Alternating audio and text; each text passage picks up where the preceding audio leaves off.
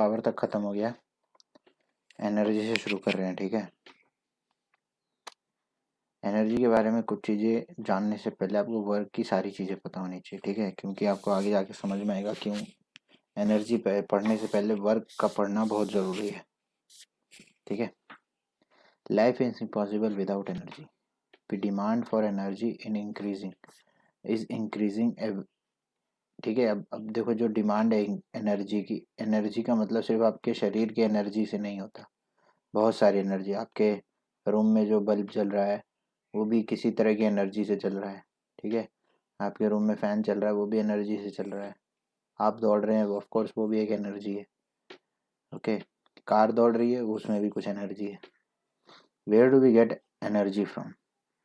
कभी भी आपसे कोई पूछा जाए कि एनर्जी कहाँ से मिलती है, तो एनर्जी पहली बात तो कहीं से मिल नहीं सकती, कहीं से कोई चीज़ बना नहीं सकता। लेकिन हमारे लिए, अर्थ के लिए, हम मानते हैं कि the sun is the biggest natural source of energy to us. ठीक है, सन एक ऐसी तरह की एनर्जी देता है जो हमें, लगभग पूरी नेचुरल सोर्स ऑफ एनर्जी हमारे लिए वही है, करता रहता है एनर्जी के नाम पे।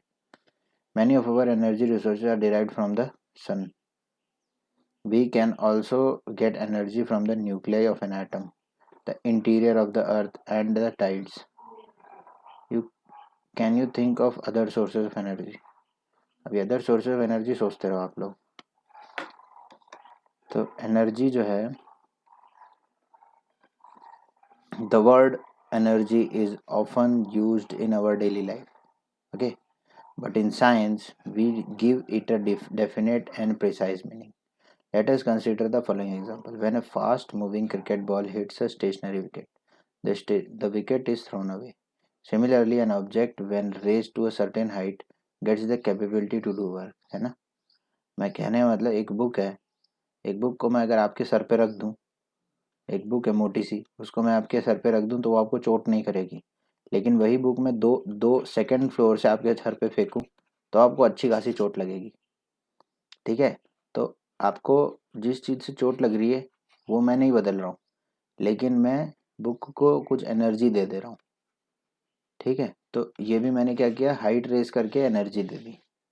समझ गए, एक पत्थर है उसको मैं आपके सर पे रख दूं तो आपको चोट नहीं लगेगी, लेकिन वही पत्थर मैं थर्ड फ्लोर से आपके सर पे गिर दूं तो आपको चोट लग जाएगी।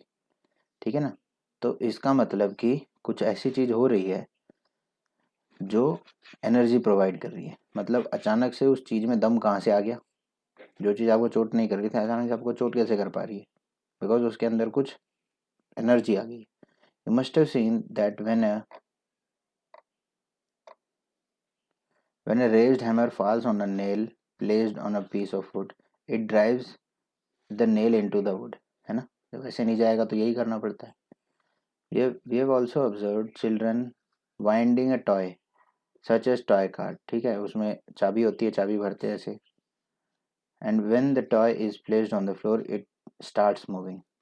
When a balloon is filled with air and we press it, we notice a change in its shape.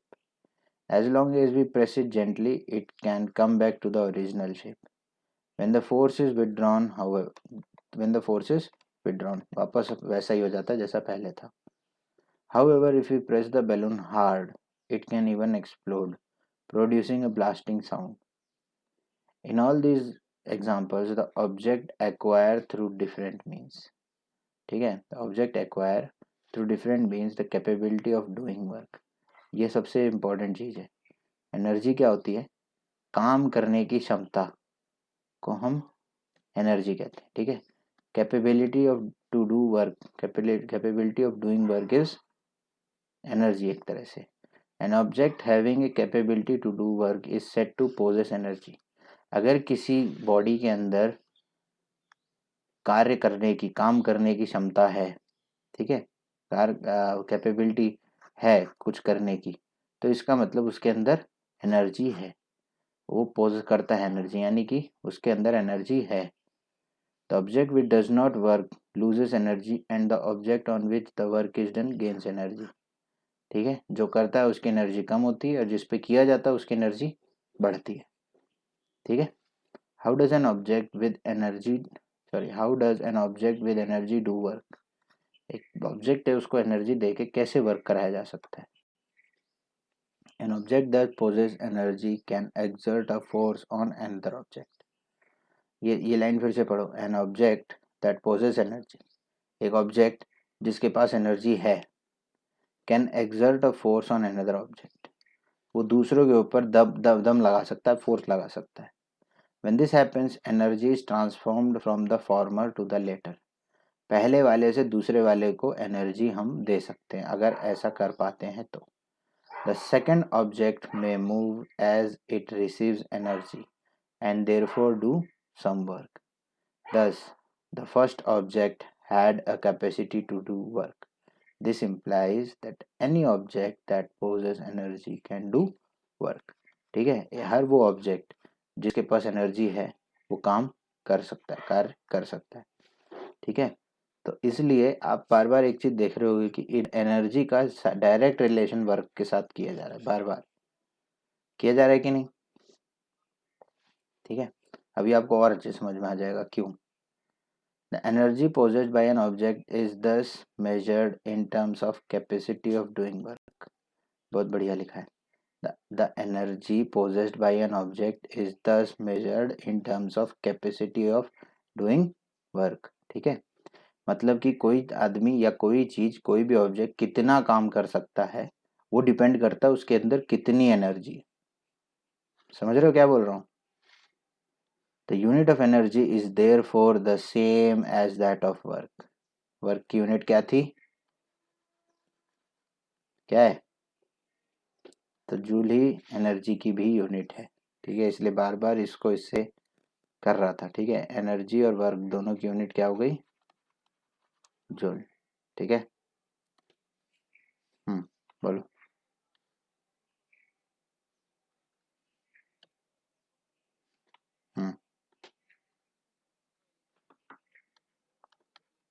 Electric energy,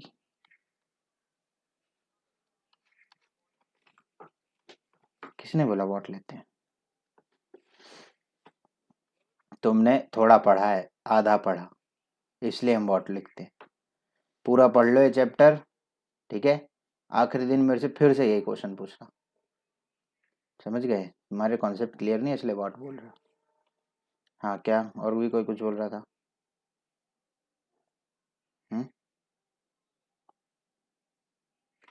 बोल भाई. Okay, the unit of energy is therefore the same as that of work, that is joule. Joule is 1 joule of energy. 1 joule of work जैसे define करने को आ सकता है ऐसे 1 joule of energy भी आएगा. Required to do 1 joule of work. ठीक है, 1 joule of energy वही होता है जिसमें 1 joule of work हो. समझ में आ गया. 1 joule of energy है आपके पास तो आप कितना काम कर सकते हो, 1 joule of work काम कर सकते हो. बस सिंपल सी चीज़. 1 joule कितना होता है, न्यूटन मीटर होता है ना, 1 newton metre. Sometimes larger unit of energy called kilo. Kilo का मतलब मैंने आपको बता रखा है, स्मॉल के कैपिटल जे. किलो जूल मतलब 1000 जूल.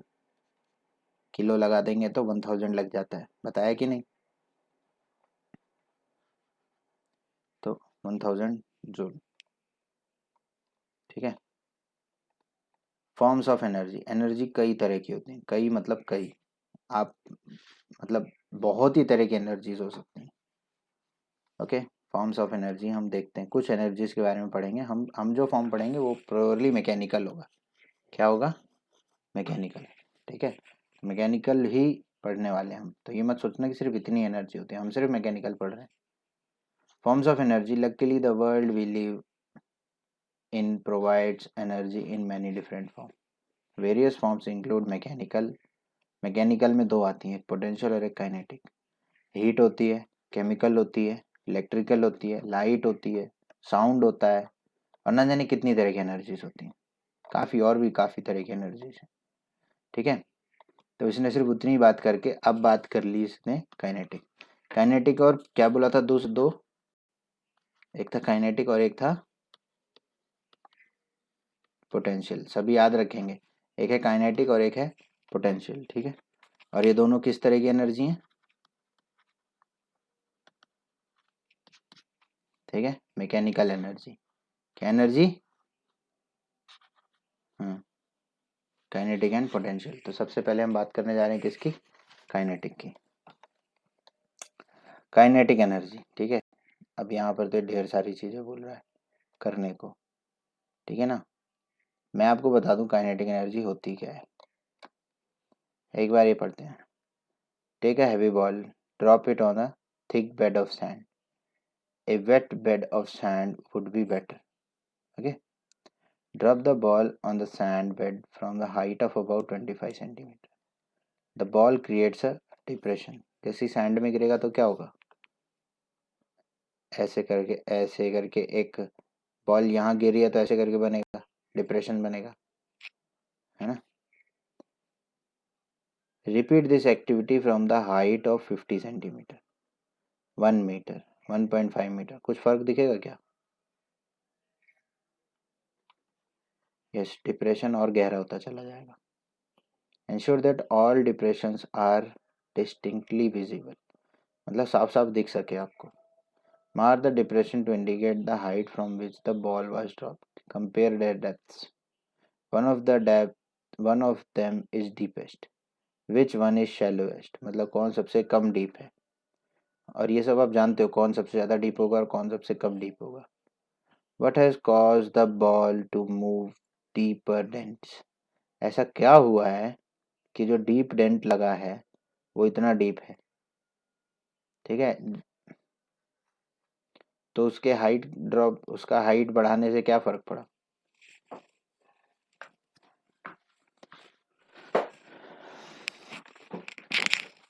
देखो, सबसे पहली बात तो जब कभी भी ज़्यादा हाइट मिला, जब हाइट बढ़ाई गई, जब हाइट बढ़ा दी गई तो उसको ज़्यादा काम, जब हाइट जब बढ़ाई तो डेंट बड़ा होता चला गया, जो डेंट था वो बड़ा होता चला गया।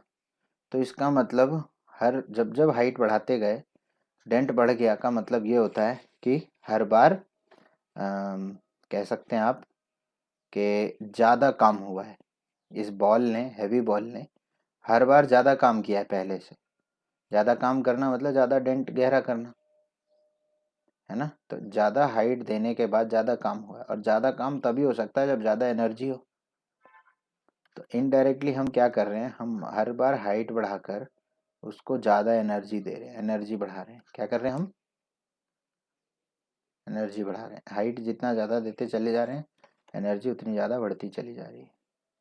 Setup apparatus as shown in the figure 11.5 कहाँ है, ये देख लो एक बार apparatus कैसा है। Place a wooden block of unknown mass in front of the trolley at a convenient fixed distance. Place a known mass on the pan so that the trolley starts moving. हमने जैसे ही wait रखा है यहाँ पर, क्या होगा, trolley जो है मूव करना शुरू कर देगा इस डायरेक्शन में, है ना। The trolley moves forward and hits the wooden block, यहाँ से आगे बढ़ना शुरू करेगा और यहाँ आके इसको हिट करेगा। Okay, fix a stop on the table in such a manner that the trolley stops after hitting the block. The block gets displaced.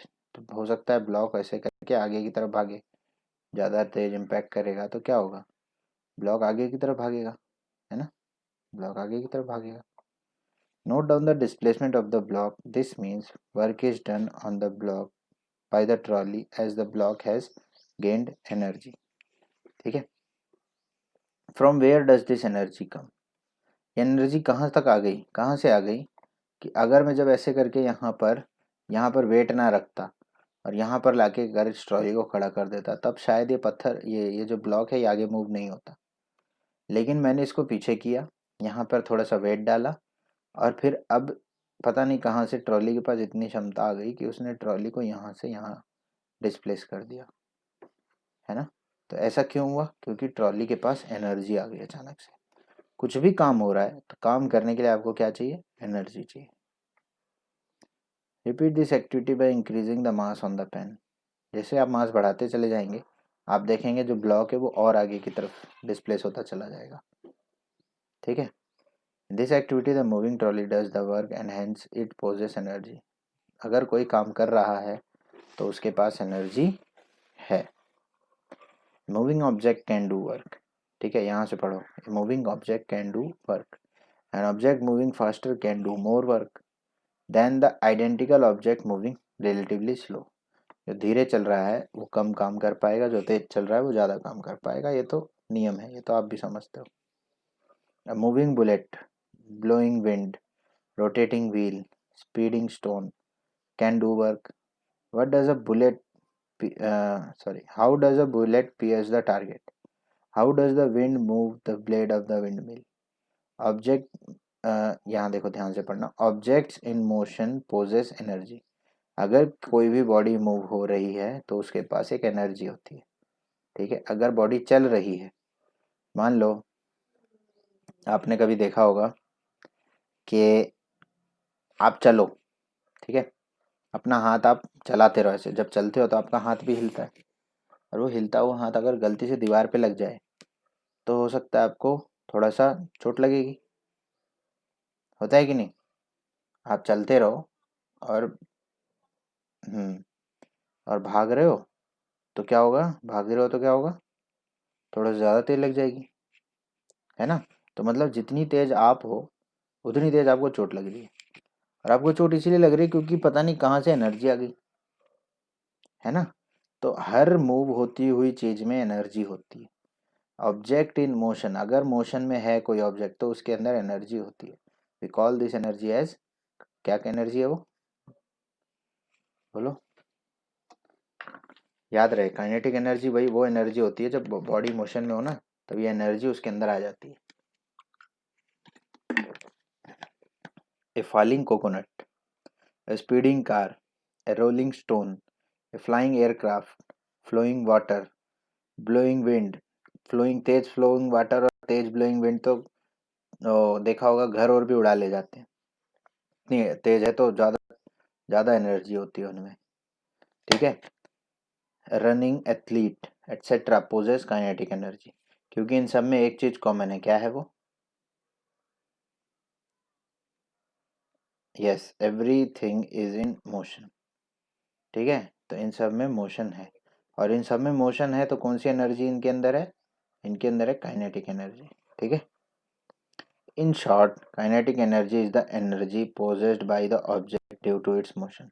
अगर आपसे कभी भी पूछा जाए कि काइनेटिक एनर्जी क्या है, आपको ये लिखना है, kinetic energy is the energy possessed by an object due to its motion. एक ऐसी एनर्जी जो कि एक बॉडी के अंदर तब आती है जब बॉडी मोशन में हो, ठीक है। तेज, मोशन का मतलब स्पीड से रिलेटेड है, जितनी तेज स्पीड उतनी ज़्यादा काइनेटिक एनर्जी, ठीक है, ये याद रखना। The kinetic energy of an object increases with the speed, जितनी तेज स्पीड उतनी ज़्यादा kinetic energy. How much energy is possessed by moving body by virtue of its motion, ठीक है, मोशन से कितनी एनर्जी आ जाती है। By definition, we say that kinetic energy of a body moving with a certain velocity is equal to the work done on it to make it acquire that velocity। बहुत बढ़िया line लिखी है, मुझे नहीं मालूम आप लोगों को समझ में आई है कि नहीं। एक काम करो, यहाँ से पढ़ो, यहाँ से लेके यहाँ तक, और जरा मेरे को बताओ कितने लोगों को समझ में आया और कितने लोगों को नहीं आया।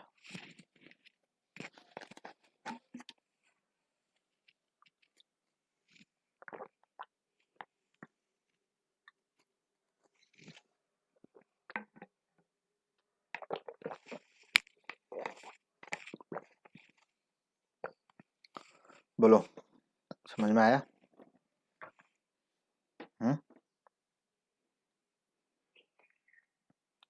बोलो भाई, नहीं आया, और बाकी लोग?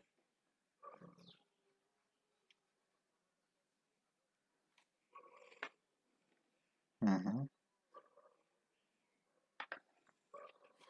ओके, लेकिन ये क्या है, ये जो लास्ट की ये जो लाइन लिखी है वो क्या है? काइनेटिक एनर्जी को हम एनर्जी क्यों बोल रहे हैं, कोई भी बॉडी मोशन में तो हम उसे एनर्जी क्यों बोल रहे हैं। कोई भी बॉडी अगर मोशन में है तो हम ये क्यों बोल रहे हैं कि उसके अंदर एनर्जी है, और उस एनर्जी का नाम काइनेटिक एनर्जी है। चलो ठीक है, काइनेटिक एनर्जी नाम होगा, लेकिन एनर्जी कहाँ से आ गई, वो इसलिए क्योंकि अगर कोई भी बॉडी मोशन में है तो इसको मोशन में लाने के लिए इसके ऊपर कुछ काम किया गया होगा कि नहीं, है ना। इसकी मान लो वेलोसिटी v है, तो इसको वेलोसिटी v तक लाने के लिए इसके ऊपर कुछ काम किया गया होगा। बोलो हाँ या ना। अगर इस पे कुछ काम किया गया है तो इसका मतलब इसके अंदर एनर्जी अपने आप आ गई, तभी तो आई है ना, कि तभी तो काम हो पाया इस पे। अब ठीक है, अब ये जो मैंने बात बोली है समझ में आई है ना। अब इसको फिर से पढ़ो, अब समझ में आ जाएगी, फिर से पढ़ो उसको।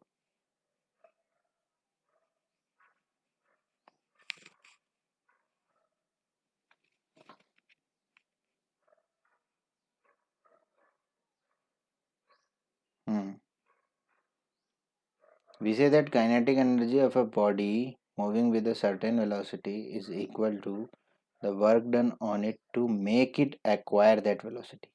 उस वेलोसिटी को लाने के लिए कुछ वर्क डन हुआ है, समझ गए।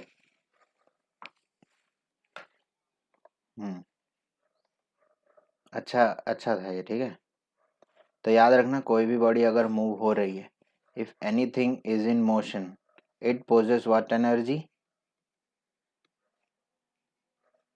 Yes, kinetic energy. ठीक है, एक बॉडी अगर मूव हो रही है तो आप तेज भाग रहे हो, तो आप अपनी कौन सी एनर्जी बढ़ा रहे हो, काइनेटिक एनर्जी बढ़ा रहे हो, ठीक है। Let us now express the kinetic energy of an object in form of equation. अब इसके एक इक्वेशन भी देख लेते हैं। Consider an object of mass m moving with uniform velocity u, ठीक है, और ये डिस्प्लेस हुआ है through a distance s। Let a constant force f act on it in the direction of its displacement. क्योंकि अगर ये चीज़ मूव हो रही है तो नेचुरली इसके ऊपर फोर्स लग रहा है, तभी तो मूव होगा ना। कोई चीज़ अपने आप मूव नहीं हो सकती, उसके ऊपर फोर्स लगता ही लगता है, ठीक है। फ्रॉम इक्वेशन आपने पढ़ा होगा W work done is W is equal to F into S, यही है ना, यहाँ पर भी वही है। The work done on object will cause a change in its velocity. अगर इसके ऊपर वर्क डन हुआ है तो उसकी वेलोसिटी बदलेगी। अगर वो रेस्ट में था तो अब कुछ वेलोसिटी गेन करेगा, और वर्क करोगे तो और तेज होगा। वर्क का मतलब क्या है, एक तरह से आप एक मान लो पुश कर रहे हो, ये भी तो एक वर्क है, ये भी क्या है, एक वर्क है ना। आप वर्क कर रहे हो, आप फोर्स लगा रहे हो और पुश करते हो तो डिस्प्लेसमेंट हुआ, तो क्या है, ये वर्क नहीं है क्या, बोलो जल्दी। तो अगर आप इसमें और वो पुश करोगे तो वो और तेज भागेगा, उसको और पुश करोगे तो और तेज भागेगा, यही करते हो ना। तो अगर ये बोल रहा है the work done on the object will cause a change in its velocity, work करते रहो, वेलोसिटी बदलती रहेगी। Let its velocity change from u to v, ठीक है। लेट a be the acceleration produced, क्योंकि वेलोसिटी चेंज होता है तो क्या आता है उसके अंदर, एक्सेलरेशन आ जाता है कि नहीं, हाँ। So the relation connecting the initial velocity u and the final velocity v of an object, ये आपको पता होगा। इस इक्वेशन का नाम बोलो जल्दी से, जल्दी बोलो, नाम बोलो, नेम। तीनों इक्वेशन ऑफ मोशन के नाम है, नाम बोलो। किसी को भी याद नहीं, बहुत गलत बात है।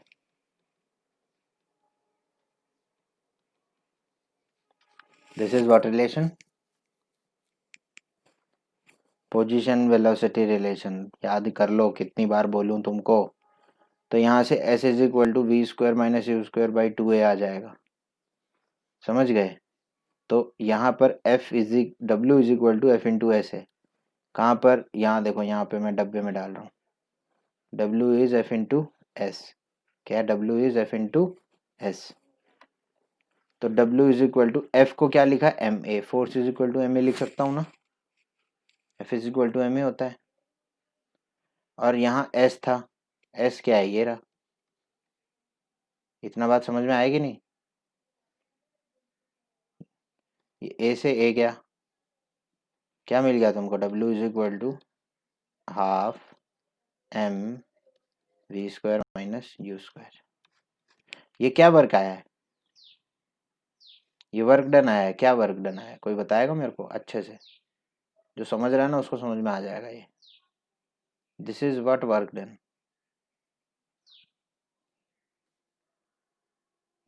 उस ऑब्जेक्ट को वेलोसिटी u से वेलोसिटी v लाने के लिए,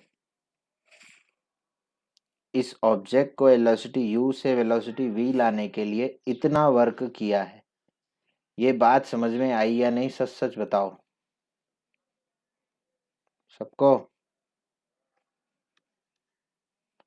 तो अगर इसको वेलोसिटी u से v लाने में इतना लग रहा है, तो मान लो अगर ये u की जगह मैं 0 कर दूं तो कितना लगेगा? ये u 0 हो जाएगा। और ये u 0 आ गया तो क्या दिख गया? देखो आपको u 0 है तो कितना आ गया?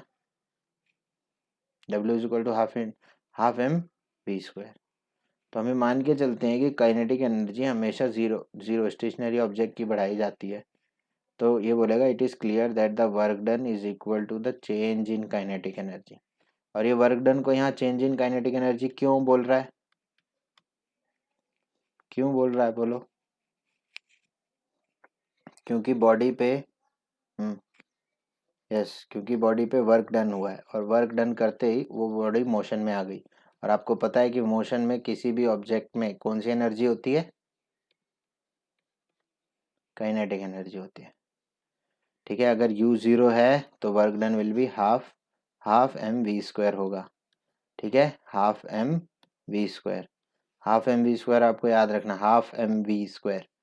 क्या याद रखना है? That kinetic energy is equal to half M we square. नहीं समझे? अब तुमको एक चीज दिखाता हूँ, देखो यहाँ पे ध्यान से। हाफ एम वी स्क्वायर क्या है? ये काइनेटिक एनर्जी, ये काइनेटिक एनर्जी है क्या? अच्छा, वर्क का और एनर्जी का यूनिट सेम है कि नहीं? जूल होता है। और जूल आप जानते हो न्यूटन मीटर होता है। और न्यूटन क्या होता है? न्यूटन क्या होता है? हैं? हाँ, तो और क्या होती है 4 की यूनिट? जो लोग नहीं बता पा रहे हैं ना, इनकी ना मैं वाट लगा दूंगा, मैं बता रहा हूँ। इनटू मीटर, यही है। न्यूटन की जगह मैंने ये लिख लिया, चलेगा? तो ये क्या दिख रहा है आपको? केजी मीटर स्क्वायर पर सेकेंड स्क्वायर। ये क्या दिख रही है आपको? जूल की यूनिट दिख रही है कि नहीं? बताओ पहले तो। ये याद करने की जरूरत नहीं है आपको, ये जरूर याद रखना है, ये वाला, ये चीज याद रखना है, भले ही आप यही मत याद रखो। पहले तो ये बताओ, ये जो आ गया, ये समझ में आया क्या? लास्ट में जो आया है, ये समझ में आ गया कि ये जूल है? यही समझ में आया कि नहीं? ये बताओ। इस हाफ की कोई यूनिट नहीं है, इसको साइड करो। एम की यूनिट क्या होती है? केजी मास है ना। अब वी क्या है? वेलोसिटी। वेलोसिटी की यूनिट होती है मीटर पर सेकंड और उसका स्क्वायर। तो आपको ये क्या दिख रहा है? केजी मीटर स्क्वायर पर सेकंड स्क्वायर। क्या ये और ये सेम है क्या? बोलो जल्दी। तो इसीलिए काइनेटिक एनर्जी की यूनिट को मैं जूल कह सकता हूँ। याद रहे, फिजिक्स अपने आप को कभी नहीं बदलेगा, चाहे कुछ भी हो जाए, है ना। फिजिक्स में पहले ही बोल दिया था कि एनर्जी और वर्क की यूनिट सेम होती है। और यहाँ पर आपको मैंने दिखा दिया कि देखो कैसे काइनेटिक एनर्जी और जूल दोनों सेम आ रहे हैं। काइनेटिक एनर्जी की ही यूनिट जूल कैसे आ रही है, दिखाया कि नहीं? ये डेरिवेशन नहीं है, ये देख लो यहाँ ध्यान से। देखो फिजिक्स ऐसे ही होता है, आप समझो। फॉर्मूला पता है तो आप ये चीज कर सकते हो। ठीक है, तो आपको ये याद रखना है that kinetic energy is half M we square. क्या होता है जल्दी बोलो? यस, काइनेटिक एनर्जी, याद रहे। एग्जाम्पल 11.3 ये बोलता है an object of mass 15 kg is moving with uniform velocity of 4 metre per second. तो इसकी काइनेटिक एनर्जी क्या होगी? तो आप जानते हो कि काइनेटिक एनर्जी होता है half M we square. Half mass कितना है इसका 15 kg, वेलोसिटी कितना है इसका 4 का स्क्वायर, है ना। जल्दी बोलो। तो ये क्या आ गया हाफ इंटू 15 इंटू, फिर से जाके आ तू, ये हो जाएगा 8 और 15 8 जा 120 जूल। यही है कि नहीं बोलो, कितना ईजी है बोलो, कहाँ है इसमें कुछ तुम्हें तकलीफ होनी चाहिए बोलो। ये बोलता है काइनेटिक एनर्जी निकालो, निकाल दिया भाई, मास तूने दे रखा है, वेलोसिटी तुमने दे रखी है, और क्या चाहिए, हाफ एम वी, एम और वी तो चाहिए बस, यही मिल जाएगा, हो जाएगा क्वेश्चन। कोई तकलीफ?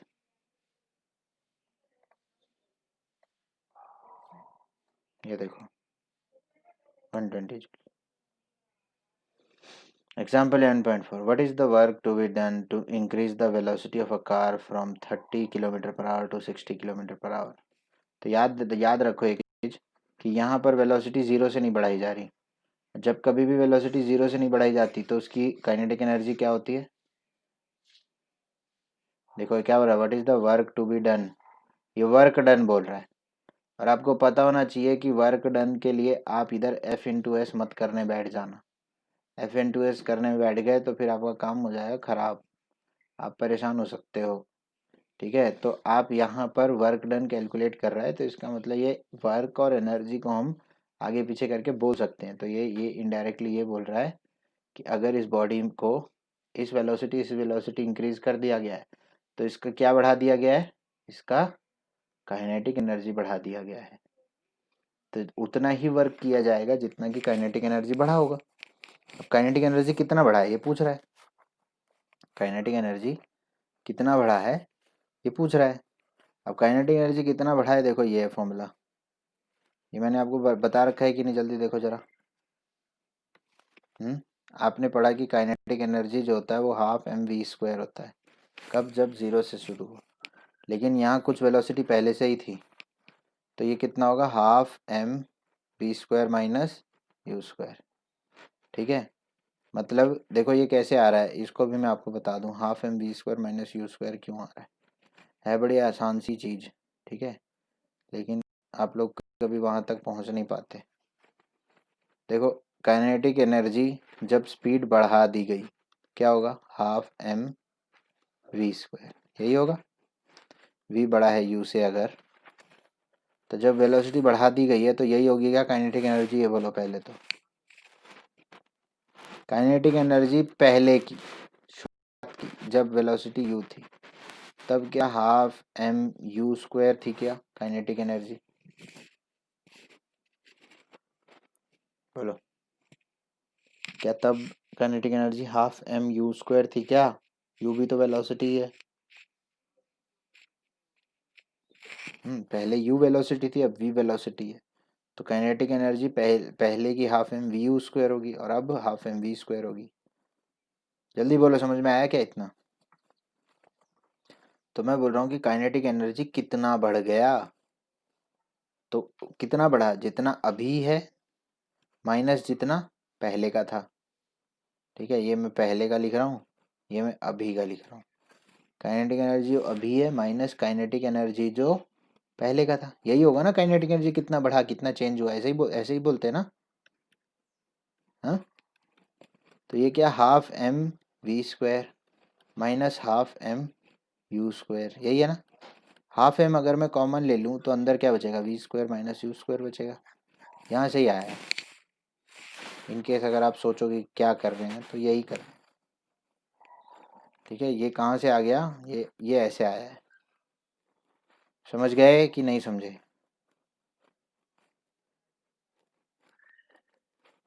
तो ये बोल रहा है कि पहले की अगर, बहुत बढ़िया क्वेश्चन है लेकिन ये, पहले आपकी स्पीड 30 किलोमीटर पर आवर थी और अब 60 किलोमीटर पर आवर और मास है 1500 kg। अब मास, आप में से कुछ लोग जो है ना इसको बहुत तेज़ी से कर देंगे और गलत कर देंगे। ठीक है, गलती नहीं करनी है, क्योंकि आपने फिजिक्स ढंग से पढ़ी है और अपना दिमाग अगर खुला रखोगे तो फिर इसको कर लोगे। ठीक है, क्यों? क्योंकि यहाँ देखो, पहले की वेलोसिटी 30 किलोमीटर पर आवर है, बाद की वेलोसिटी 60 किलोमीटर पर आवर है, मास 1500 किलो है, यही है ना? तो अगर आपको याद हो कि वो न्यूटन मीटर जो है, सब कुछ आंसर किस में आ रहा था, केजी मीटर स्क्वायर पर सेकंड स्क्वायर। आपको सब आंसर किलोमीटर पर आवर में नहीं था, मीटर पर सेकंड में था आंसर। तो आपके पास ये दोनों चीज़ें किलोमीटर पर आवर में, और आप लोग यही गलती करोगे, जल्दी जल्दी पुट कर दोगे और आंसर निकाल दोगे, और जो भी आएगा गलत आएगा। मतलब आप ये करने वाले हो, हाफ एम मतलब 1500 इंटू वी स्क्वायर यानी 60 का स्क्वायर माइनस 30 का स्क्वायर, ये कर दोगे और सब गलत हो जाएगा। ठीक है, क्यों गलत हो जाएगा? क्योंकि आंसर हमें यहाँ पर इन दोनों को, ऊपर की चीज़ों को हमें लिखना था किस में, मीटर पर सेकंड में, और यहाँ किस में लिखा है, केजी पर आवर नहीं, kilometre per hour. Kilometre per hour में जब लिखा हुआ है तो हमें बदलना पड़ेगा। कैसे बदलते हैं? 30 इंटू 5/18 करते हैं कि नहीं? ये 6 से जाता है, ये 10 से जाता है, तो ये कितना आ गया, 50/6। ये 60 इंटू 5/18 करना है। ठीक है, ये 20 से जाता है, ये 6 से जाता है, तो ये क्या गया, 100/6। ये आ गया मीटर पर सेकंड, ये भी आ गया मीटर पर सेकंड। अब ज़रूर आप पुट कर सकते हो, अब ज़रूर आप लिख सकते हो that change in kinetic energy या वर्क डन जो है कितना इंक्रीज हुआ है, हाफ एम यानी 1500, वी स्क्वायर इज 100/6 का स्क्वायर। इसको चाहो तो आप सॉल्व कर लो, 100/6 को क्या लिख सकते हो, 100/6 को, 100/6 को आप लिख सकते हैं 50/3 का स्क्वायर माइनस, ये कितना हो गया, 25/3 का स्क्वायर।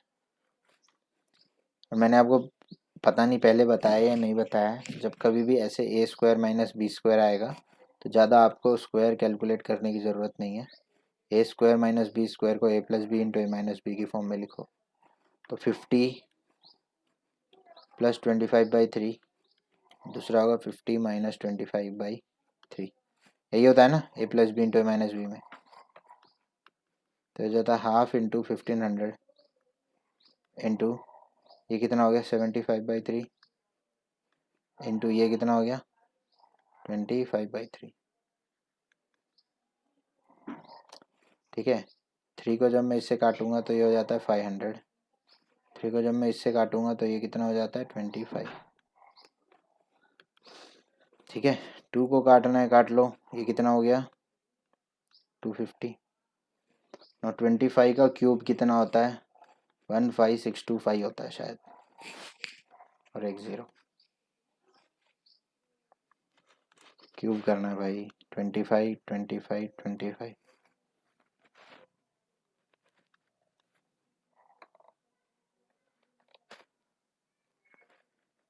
मेरा 15625 भाई 3 क्यों आ रहा है भाई? अच्छा, उसने इनिशियल निकाल रखी है, चलो देखो यहाँ ध्यान से देखो, therefore initial kinetic energy with initial velocity करके करेगा। इनिशियल काइनेटिक एनर्जी मतलब जब वेलोसिटी इनिशियल लेगा तब उसकी आ रही है इतनी। ठीक है, हमने एक ही बार में कर दिया, इसने अलग अलग करके किया। फाइनल काइनेटिक एनर्जी कितनी होगी, जितनी फाइनल वेलोसिटी होगी, फाइनल वेलोसिटी इतनी है वी लेके, पिछले केस में यू लेके, इस केस में वी लेके किया है। तो ये कितनी आ गई, 625,000/3 जूल। दस the work done is change in kinetic energy, जो कि कितना आ रहा है, इतना आ रहा है, इतना ही आया था हमारा भी, 15625। बोलो भाई समझ में आया या नहीं आया, बोलो, नहीं आया तो बताओ मेरे को। ये कहाँ है, देश कहाँ?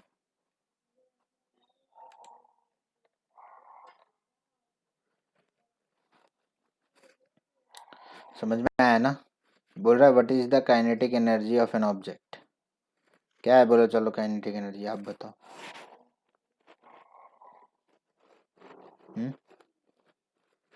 बोलो, लक्ष्य बोलेगा, जल्दी बोल लक्ष्य।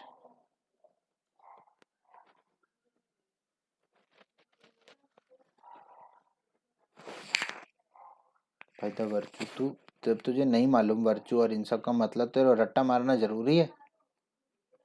हाँ सोहेल, बोल Sohail, what is kinetic energy of an object? Kinetic energy of an object is the energy, kinetic energy is that energy possessed by the object when the object is in motion, when the object is in motion, बस बात खत्म। तो एक एक kinetic energy कब दिखती है आपको? जब बॉडी मोशन में होती है, बस बात खत्म। इतना क्या फालतू चीजें करने की क्या जरूरत है? What is the expression of kinetic energy of an object? क्या है बोलो, क्या एक्सप्रेशन पढ़े आप काइनेटिक एनर्जी का?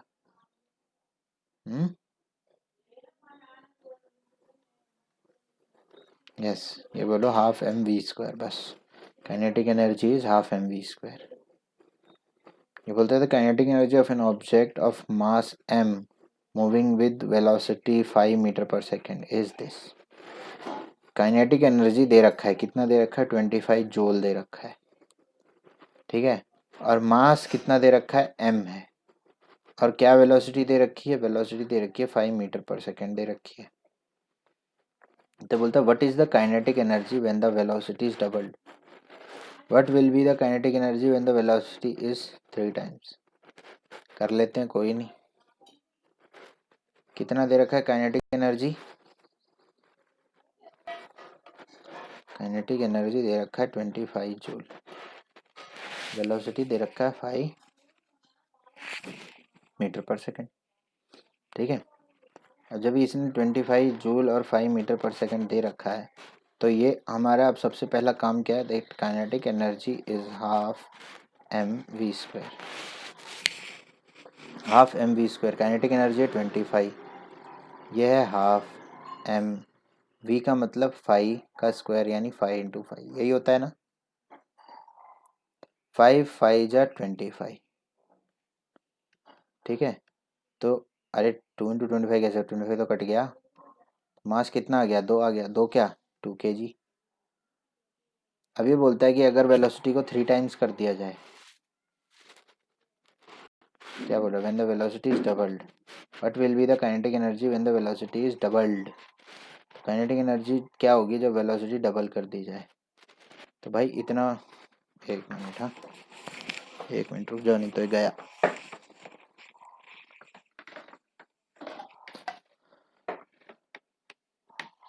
टेन मतलब, हाँ डबल, डबल स्पीड से क्या होगा? डबल, एक मिनट यार,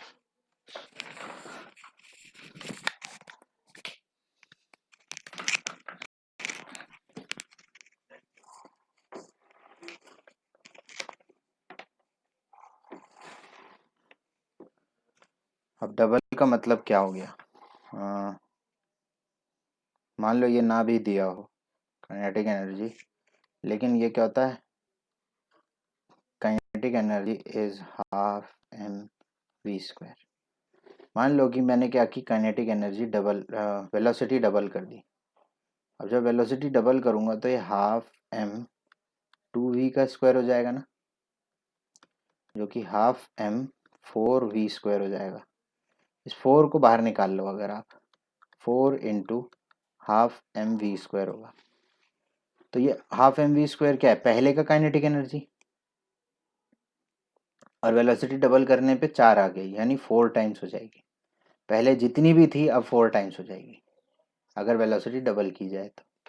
वहीं वेलोसिटी ट्रिपल की जाए तो kinetic energy is half M we square होता है। अगर मैं वेलोसिटी को ट्रिपल कर दूं तो ये होगा, तो आपको मिलेगा हाफ एम 9v स्क्वायर। 9 को बाहर निकाल लो अगर आप, तो 9 into half M we square हो जाएगा। ये हाफ एम वी स्क्वायर क्या है? पहले की काइनेटिक एनर्जी। अब कितना हो जाएगा? 9 टाइम्स हो जाएगा, 9 टाइम्स काइनेटिक एनर्जी जो पहले की थी। अब ये क्या बोल रहा है कि अगर हमने वेलोसिटी डबल की, तो आपकी मर्जी है, आप यहाँ से वेलोसिटी डबल कर लो, इसको 10 ले लो, लेकिन आपको यहाँ से ये भी पता चल गया कि जो काइनेटिक एनर्जी है वो 4 टाइम्स होती है जब वेलोसिटी डबल की जाए तो। ठीक है, काइनेटिक एनर्जी 4 गुना हो जाती है जब वेलोसिटी को डबल किया जाए तो। और जब ये 4 गुना हो गई है तो काइनेटिक एनर्जी 4 गुना हो जाएगी। 25 का 4 टाइम्स कितना होता है? 100 होता है, 100 जूल। और 9 टाइम्स होता है जब ट्रिपल की जाए, तो 25 का 9 टाइम्स कितना होता है? 225 जूल। बोलो भाई, समझ में आया या नहीं आया? बाकी लोग क्यों नहीं बोलते? हम्म, बाकी लोग क्यों नहीं बोल रहे हैं? ऐसे बोल रहा है जैसे कुछ हो गया है। बोलता क्यों नहीं है जब ये बोल रहे हैं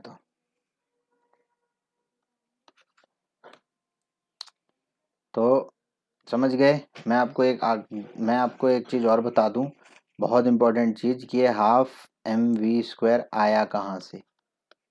अगर आपको बड़ी डेरिवेशन देनी है तो आपको बोल देगा कि चलो पोजीशन टाइम रिलेशन निकालो या पोजीशन वेलोसिटी रिलेशन निकालो। ये कौन सी चैप्टर में पढ़ा था आपने? हैं? मोशन चैप्टर में किया था। और अगर आपको कोई छोटी मोटी या फिर कंजर्वेशन ऑफ मोमेंटम दे दो, ये सब बड़ी बड़ी डेरिवेशन है। लेकिन आपको अगर आपको कोई छोटी डेरिवेशन देनी है तो आपको बोलेगा यूनिवर्सल लॉ ऑफ ग्रेविटेशन करो, बताओ। ठीक है, ये तो पक्का आ रहा है एग्जाम में, याद बस समझ लो। और छोटी डेरिवेशन में ये भी आता है हाफ mv² काइनेटिक एनर्जी का। तो मैं आप लोगों को बता दूं, ध्यान से सुनना। F W is equal to work done क्या होता है? एफ इंटू एस होता है कि नहीं? एस क्या है? एस क्या है? और फोर्स क्या है? सॉरी, एफ क्या है? फोर्स। तो एफ को मैं एम इंटू ए लिख सकता हूँ, और v² minus u² is equal to 2as होता है। यहाँ से s को इधर कर लो, v² minus u² by 2a को ऐसे लिख लो यहाँ पर। ठीक है, अब देखो इसको मैं s को क्या लिख सकता हूँ? v² minus u² by 2a। a से a खत्म, तो ये क्या गया? m into v² minus u² by 2, या फिर इसको half m v² minus u² करेंगे। तो अब आप यहाँ लिखोगे व्हेन q इज 0, आप लिख सकते हैं दैट काइनेटिक एनर्जी या work done is equal to, या ऐसे लिखो, kinetic energy is equal to work done is equal to half mv²। ठीक है, kinetic energy since the object is in motion. अब v का मतलब क्या है? मोशन में। v का मतलब कोई वेलोसिटी, और वेलोसिटी मतलब मोशन। कोई भी आपको वेलोसिटी अदर देन 0 मिल जाए तो भाई इसका मतलब मोशन में है object. Object is in motion, तो ये हाफ mv² वहां से आता है। समझ गए? हाफ mv² की यूनिट कितनी होती है? जूल की होती है। जूल और किसकी यूनिट होती है? वर्क की। यार न्यूटन अपने आप में यूनिट है। न्यूटन किसकी यूनिट है? हाँ, तो फिर फोर्स की यूनिट है, जब वो यहाँ क्यों ला रहे हो उसको? तो क्या आपको ये याद रहेगा? भूलोगे तो नहीं? पक्का? इसको आज लिखोगे आप, आज, each and every one of you. ठीक है ना? इसको लिखना है और इसको याद करना है। यूनिवर्सल लॉ ऑफ ग्रेविटेशन भूल गए? हर्षवर्धन, जी की वैल्यू तुरंत पता चल जल्दी से। नहीं याद है? सुहेल, लक्ष्य, सिर्फ एक को याद है। यूनिट, यूनिट याद नहीं है। अब तुम ये बताओ भाई कि तुम्हें थप्पड़ लगना चाहिए या नहीं लगना चाहिए? हैं? तुम लोगों को जब मैं बोला हूँ कि ये सब याद रखना है तो तुम्हें समझ में नहीं आ रही कोई बात? मैंने तुम्हें बोल रखा है कि एग्जाम में आएगा ही, तुम्हें और कैसे समझ में आएगा बताओ? सोहेल, सोहेल, कैसे समझ में आएगा? तुम लोग पढ़ाने लायक हो नहीं। तुम लोग पीछे की चीज़ें ऐसे बोलते हो जैसे तुमको कोई फ़र्क ही नहीं पड़ता है पीछे के चैप्टरों से। पीछे के चैप्टरों से कोई फ़र्क पड़ता है या नहीं पड़ता? तो फिर तो फिर कौन याद करेगा ये सब चीज़ें जो मैंने आपको बोल रखा है कि भाई ये तो करना ही करना है? तुम्हें वो याद नहीं है तो मैं कैसे एक्सपेक्ट करूं कि वो छोटी छोटी चीज़ें जो इम्पोर्टेंट थी वो याद रहूंगी तुमको? मैं तुमसे एक्सपेक्ट ही नहीं कर सकता कि तुमने जो छोटी चीज़ें वो याद की होंगी। बिल्कुल एक्सपेक्ट नहीं कर सकता मैं। इतना भरोसा तुमने मुझे दिला रखा है, ठीक है?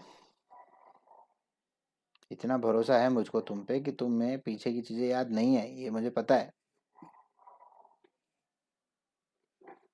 अभी जाके याद करोगे बहुत सारी चीज़ें जो जो भूल गए हो, समझ में आ रहा है? नहीं तो ना मैं तुम्हारी हालत ख़राब कर दूंगा फ़ोन कर करके। चलो आज के लिए करते हैं ख़त्म, कल पोटेंशियल एनर्जी करेंगे।